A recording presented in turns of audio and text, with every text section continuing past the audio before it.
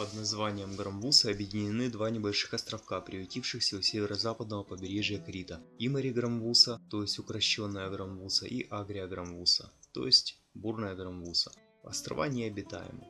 Наиболее известен именно первый, Имари Грамвуса, поскольку именно на нем находится крепость, ставшая свидетелем множества исторических событий. Для того, чтобы попасть в саму крепость, придется преодолеть ряд крутых ступеней, а у подножья этого подъема находится живописный пляж.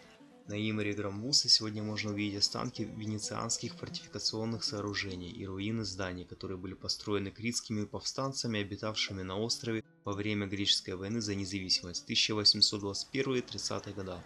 Она была возведена в 1579 году венецианцами для защиты от турок и долгое время служила гарантом безопасности стратегически важного пролива между Критским побережьем и Пелопоннесским полуостровом. Но уже в 1588 году из-за удара молнии в пороховой склад она была разрушена. Также у берегов острова крепости Грамвуса можно увидеть старый ржавый корабль, точнее то, что от него осталось. Его использовали наркоторговцы, но полиция выследила и арестовала преступников, а корабль сожгла. Более приключенческая версия кораблекрушения, произошедшего у берегов Имари Грамвусы в 1968 году. После этого события тех дней обросли множеством легенд и часто фактами, которые не имели своего подтверждения. А на самом деле кораблекрушение произошло в результате плохой погоды в регионе и трагической череде неудач. Итак, судно перевозило 440 тонн цемента и держало курс в Северную Африку, то есть через Ливийское море. Подойдя с южной стороны острова Имари Грамвуса, судно бросило оба якоря примерно в 200 метрах от берега. 8 января 1968 года планировалось переждать шторм, а затем продолжить путь. Капитан и его команда покинули судно и оставались на острове Имари Грамвуса до 10 января, пока не стихнет шторм. Но из-за сильнейшего шторма цепь правого якоря порвалась. Капитан пытался удерживать корабль на плаву с помощью двигателя, но его усилия оказались тщетны и машинное отделение заполнилось водой. Когда море успокоилось, потерпевших кораблекрушение подобрал корабль Иеракс и доставил их в порт суда города Хания. Судно Димитриос П, являющееся напоминанием тех печальных событий, так и осталось частью этого пейзажа. Со стен крепости открывается живописный вид на бухту Балас, которая является местом слияния трех морей. Первая – Критская, античными авторами именовалась также Карпатосская, то есть юго-восточная часть Эгейского моря.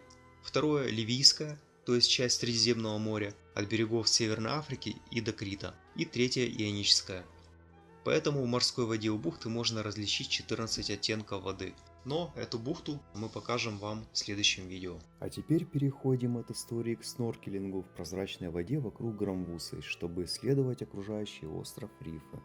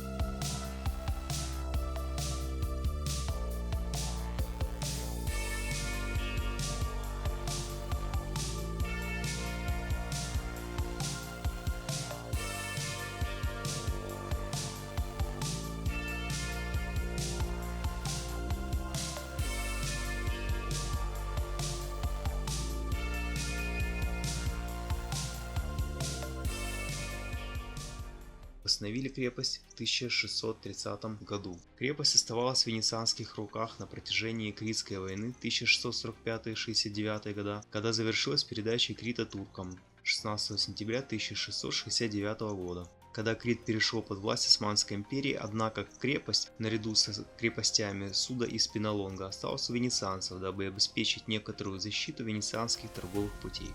6 декабря 1691 года, во время войны на полуострове Пелопоннес, неаполитанец Делла Джиока, находившийся на службе у Венеции, предал венецианцев и сдал Грамвусу туркам за большие деньги. В годы османской оккупации критские повстанцы неоднократно захватывали эту крепость.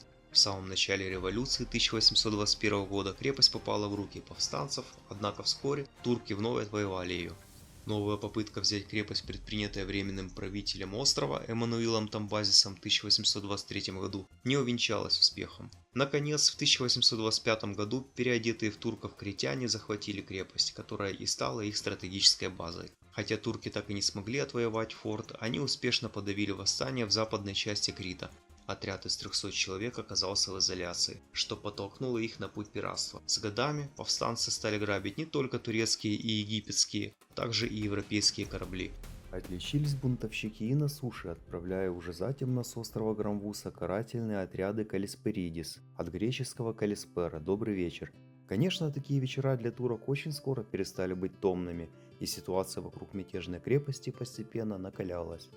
В 1828 году Иоанн Каподистрия, первый правитель Греции, решил немедленно искоренить пиратство, заботясь о репутации государства. На помощь быстро пришла англо-французская эскадра, и Великобритании и Франции тоже надоело терпеть убытки от повстанцев. Не сразу но эскадра ведущих европейских держав все-таки смогла выкурить пиратов с острова Грамвуса, но в конце 1830 года Крит и прилегающие к нему острова вернулись под контроль турецкого султана, а также крепость была передана Османской империи. В 1878 году критские повстанцы пытались ее взять, но неудачно из-за отсутствия артиллерии. И только 100 лет назад, в 1913 году, и Грамвуса, и находящаяся напротив острова живописная бухта Балас окончательно стали принадлежать Греции.